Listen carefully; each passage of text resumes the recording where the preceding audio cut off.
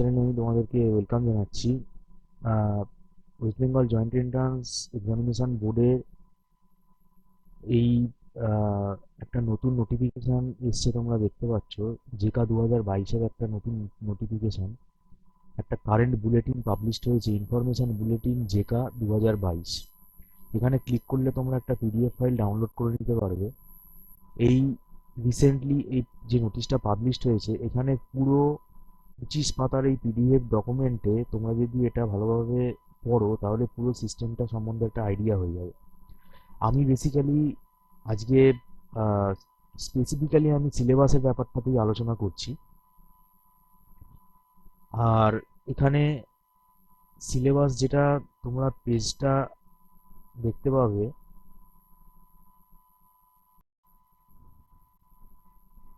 এই হচ্ছে আমাদের সিলেবাসটা। প্রথমেই এখানে বলে রাখি, এখন নতুন যে কোয়েশ্চেন প্যাটার্ন, নতুন যে সিলেবাস, সেখানে ম্যাথামেটিক্স আর রিজনিং থাকছে না, শুধু কম্পিউটার অ্যাপ্লিকেশনের উপরেই কোয়েশ্চেনটা সেট করা হবে। এবং সেটা আন্ডার গ্র্যাজুয়েট লেভেলে কম্পিউটার অ্যাপ্লিকেশনের যে কোর্সগুলো হয়, সেটা বিসিএ হতে পারে, বিএসসি কম্পিউটার সায়েন্স হতে পারে, বিটেক হতে পারে, আইটি, সিএস। তো সেইখানে যে সাবজেক্টগুলো থাকে সেই সাবজেক্টগুলোকে, কিছু সাবজেক্টকে সিলেক্টিভলি এখানে নেওয়া হয়েছে। এখানে আমরা দেখতে পাচ্ছি 10টা সাবজেক্টকে সেট করা হয়েছে। প্রথম সি প্রোগ্রামিং, দ্বিতীয় সেকেন্ড যেটা সেটা অবজেক্ট ওরিয়েন্টেড প্রোগ্রামিং, ইউনিক্স একটা অপারেটিং সিস্টেম হিসেবে রাখা হয়েছে, ডেটা স্ট্রাকচার, এর মধ্যে অ্যালগোরিদম অবশ্যই আছে, introduction of computer, operating system, computer network, database management system, software engineering, machine learning. Machine লার্নিংটা এটা একটা অ্যাডভান্স আমরা বলতে পারি সিলেবাস। আচ্ছা, অবজেক্ট ওরিয়েন্টেড প্রোগ্রামিংয়ে আমি এখানে যে সিলেবাসটা দেখতে পাচ্ছি, এখানে কোনো ল্যাঙ্গুয়েজের নাম যেহেতু দেয়নি, তাই এই সিলেবাসটা দেখে আমার যেটা মনে হচ্ছে, এটা কিন্তু সি প্লাস প্লাস। এবং সি প্লাস প্লাসের বলতে গেলে পুরো ল্যাঙ্গুয়েজটাই কিন্তু এখানে দিয়ে দেওয়া হয়েছে, তাই এটা খুব সিরিয়াসলি কিন্তু নিতে হবে। প্লাস সি প্রোগ্রামিংয়েরও কিন্তু পুরো চ্যাপ্টারটাই এখানে কিন্তু দিয়ে দেওয়া হয়েছে, যে যে চ্যাপ্টারগুলো আমাদের থাকে সেমিস্টারে। এটা অনেকে ডাউট হতে পারে, এটা আমার সিলেবাসের কন্টেন্টটা দেখে যেটা মনে হলো আমি সেটা বললাম। অবভিয়াসলি এখানে কোয়েশ্চেন কীরকম আসতে পারে, প্রোগ্রামের আউটপুট শো করতে দিতে পারে, এবং উপসের কনসেপ্টের ওপর, উপস প্রপার্টির ওপরে কিছু কোয়েশ্চেন আসতে পারে। ইউনিক্স অপারেটিং সিস্টেমে প্রথমেই আমি বলে রাখি, যারা বিসিএস স্টুডেন্ট তাদেরকে আমি বলে রাখি, তারা ব্যাপারটাকে একটু ইজিলি হয়তো ভাবতে পারে। ইউনিক্স অপারেটিং সিস্টেমে এই যে কমান্ডগুলো এখানে দিয়ে রেখেছে, এই কমান্ডগুলো মুখস্থ করে গেলেই পেয়ে যাবে, কিন্তু ব্যাপারটা ওরকম হবে না। এই কমান্ডগুলোর প্রচুর অপশান আছে, এবং কমান্ডগুলোর মাল্টিপল কমান্ডকে নিয়ে কিছু কিছু আমাদের আউটপুট জেনারেট আমরা করতে আমাদের হতে পারে। তো সেই ধরনের কিন্তু কমান্ড ফরমেশন এখানে সিম্পলি হয়তো তোমাকে বললো কিল কিল কমান্ড, তার আউটপুট কি হবে, এটা ভাবার একদম কিন্তু কোনো জায়গা নেই। এখানে কমান্ডগুলোকে কিন্তু কম্বাইন করে কাস্টমাইজ কিছু আউটপুট আমরা কিন্তু দেখতে দেখতে পারি।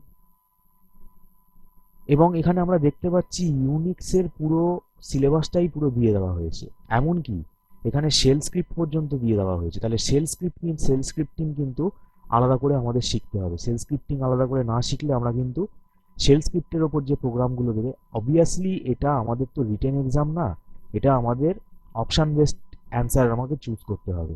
80 নম্বরের কোয়েশ্চেন আছে, যেখানে সিঙ্গেল অপশান চুজ করতে হবে, আর একটা 2 মার্কসের কোয়েশ্চেন আছে। 80টা কোয়েশ্চেন আছে যেখানে 1 মার্কসের কোয়েশ্চেন, আর 20 কোয়েশ্চেন আছে যেখানে 2 মার্কসের কোয়েশ্চেন। সেখানে অ্যান্সারটা সিঙ্গেল অপশানও হতে পারে, মোর দ্যান ওয়ান অপশানও হতে পারে। তো এখানে সেল স্ক্রিপ্ট যেটা আছে সেটাতে কিন্তু প্রোগ্রামের আউটপুট শো করতে দিতে পারে। এটা গেল। ডেটা স্ট্রাকচার যেটা আছে, ডেটা স্ট্রাকচারে link list, queue, stack, tree, graph, বলতে গেলে ডেটা স্ট্রাকচারের পুরো সিলেবাসটাই এখানে রয়েছে। ইন্ট্রোডাকশন অফ কম্পিউটার, ডেটা স্ট্রাকচারে অবশ্যই আমি প্রথমেই একটা বলে রাখি, আমি কিছু সিলেক্টিভ, সে তোমরা নিজেরাই একা একা পড়ো বা কোনো টিচারের কাছে গিয়েই তোমরা পড়ো না কেন, প্রথমেই একটা জিনিস আমি ক্লিয়ার করে দিই, এই সিলেবাসটার ওপর কিন্তু কোনো সাজেশান হবে না, কোনো সাজেশান বেসিসে এটা হবে না। এটা যদিও এটা খুব শর্ট স্প্যান অফ টাইমে সিলেবাসটা এসছে, মে মাসে পরীক্ষা যদি হয় তাহলে হাতে সময় খুবই কম। কেননা এই প্রত্যেকটা সাবজেক্ট কিন্তু কনসেপ্ট বেসিস সাবজেক্ট, এখানে কোনো সাজেশন হয় না। এমনকি কিছু সিলেক্টিভ কোয়েশ্চেন, অনেকে মনে করতে পারে কিছু selective short answer type question আমরা মুখস্থ করে গিয়ে চলে যাব, সেগুলোই চলে আসবে, এটা ইম্পসিবল ব্যাপার। পুরো সাবজেক্টটাই কিন্তু এখানে কনসেপ্ট বেসিস।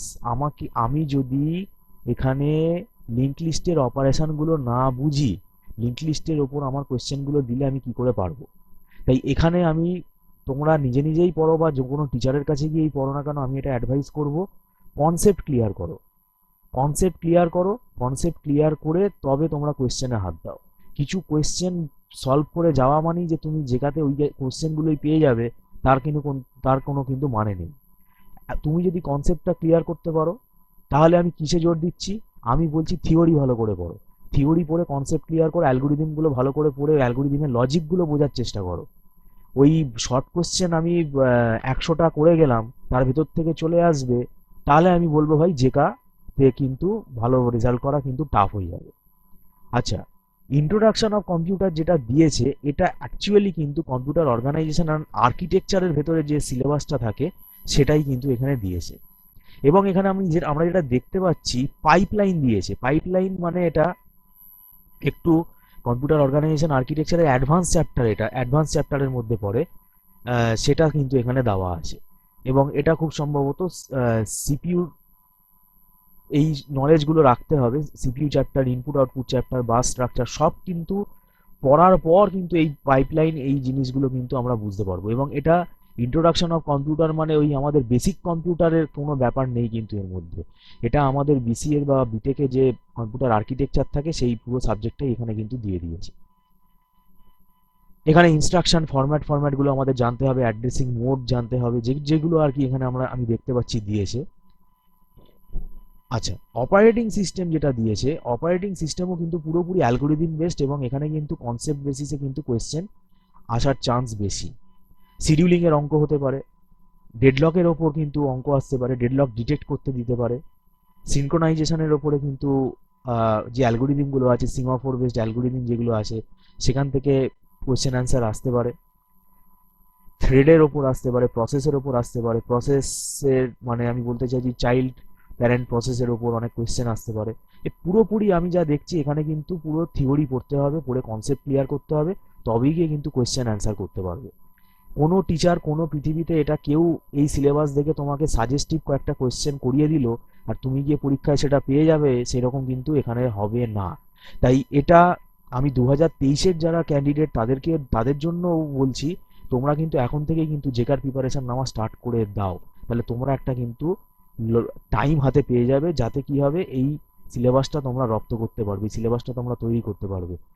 এটা কিন্তু একটা ধরে নিতে গেলে আমাদের পুরো আন্ডার গ্রাজুয়েট কোর্স হয়ে গেল একটা, এই যে সিলেবাসটা দিয়েছে পুরো আন্ডার গ্রাজুয়েট কোর্সই হয়ে গেল। এটা পুরোটা করতে গেলে মিনিমাম কিন্তু মিনিমাম আমি বলছি কিন্তু ম্যাক্সিমাম 2 বছর টাইম কিন্তু লাগবে এই সিলেবাসটা যদি ধরে করতে হয় আমার। এরপরে দেখছি অপারেটিং কম্পিউটার নেটওয়ার্ক, এখানে তো দেখতে পাচ্ছি সবই দিয়ে দিয়েছে, নেটওয়ার্কের সব লেয়ারগুলোই মোটামুটি এখানে দেওয়া আছে, রাউটিং অ্যালগোরিদম দেওয়া আছে, IPv4 IPv6 এখানে দিয়ে দিয়েছে। তো এই নেটওয়ার্কিং এর ওপরেও কিন্তু পুরো কনসেপ্ট বেসিসে কিন্তু এখানে কোয়েশ্চেন আছে। তারপরে যেটা দেখতে পাচ্ছি database management system, database management সিস্টেমেও কিন্তু এখানে আমাদের relational algebra, relational calculus, SQL programming, normalization, transaction, indexing, query optimization সবই দিয়ে রেখেছে। এগুলো কিন্তু মানে খুবই টাইম কনজিউমিং, এগুলো কনসেপ্ট ক্লিয়ার না করলে কেউ করতে পারবে না, এটা আমি বলে রাখছি কিন্তু। তাই আমি বলবো যারা বিটেক এমসিএ পড়ায়, এমসিএ সেমেস্টার পড়ায়, বিসিএ সেমেস্টার পড়ায়, বিএসসি কম্পিউটার সায়েন্স পড়ায়, এরকম টিচারের কাছে গিয়ে তোমাদের কিন্তু পড়তে হবে, এটা না হলে কিন্তু কোনো রাস্তা নেই। আর যারা বিসিএ স্টুডেন্ট তারা মনে করো না যে তারা তোমরা সেমিস্টারে এগুলো পড়ছো বলে যেগুলো তোমরা অ্যান্সার করতে পারবে। আমি বেশিরভাগ স্টুডেন্টকেই দেখেছি তাদের কিন্তু কনসেপ্ট বিসিএ পড়লেও ওইভাবে কিন্তু ক্লিয়ার থাকে না। তারপরে দেখছি সফটওয়্যার ইঞ্জিনিয়ারিং, এটাও কিন্তু অনেক বড় একটা টপিক দিয়ে দিয়েছে। এবং এখানেও কিন্তু সফটওয়্যার ইঞ্জিনিয়ারিং এর যে প্রসেস লাইফ সাইকেল যেগুলো আছে, মেট্রিক্স যেগুলো আছে, টেস্টিং যেগুলো আছে, এগুলোর ওপরে কিন্তু আমাদের কোয়েশ্চেন আসবে, এবং এখানেও কনসেপ্ট বেসিসে কোয়েশ্চেন আসবে। তারপরে লাস্টে আমাদের মেশিন লার্নিং। মেশিন লার্নিং এটা একটা আমাদের অ্যাডভান্স টপিক। তো সর্বোপরি আমি যেটা বলতে পারি যে এই সিলেবাসটা ভালোভাবে তৈরি করতে গেলে ম্যাক্সিমাম 2 বছর তো টাইম দিতেই হবে, ম্যাক্সিমাম। মিনিমাম 1 বছর, ম্যাক্সিমাম 2 বছর টাইম দিতেই হবে। কেননা ওই কিছু 100টা 150টা আমি কোয়েশ্চেন করে গেলাম, সেইখান থেকে কোয়েশ্চেনের অ্যান্সার আমি করে দিয়ে চলে আসবো, এটা কিন্তু হবে না। এটা হয়তো আমার কথাটা অনেকের পছন্দ নাও হতে পারে, এটা আমার ব্যক্তিগত মতামত। আমি যেটা এখানে বলতে চাই, এটা মানে আমরা অ্যাকচুয়ালি তো সেমেস্টারও পড়াই, আমরা স্টুডেন্টদের যেভাবে পড়াই আন্ডার গ্র্যাজুয়েট লেভেলে সেইভাবে পড়তে হবে, সময় নিয়ে পড়তে হবে, তবে গিয়ে এই সিলেবাসটার উপরে কিন্তু তবেই অ্যান্সার করতে পারবে। কেননা শর্ট কোশ্চেন অ্যান্সার করা কিন্তু খুব টাফ, সেটা কনসেপ্ট ক্লিয়ার না থাকলে কিন্তু সে করতে পারবে না। তো এটাই আমার বলার ছিল। এই সিলেবাসটা তোমরাও নিজেরাও দেখো, দেখে তোমরা ভাবনা চিন্তা করো।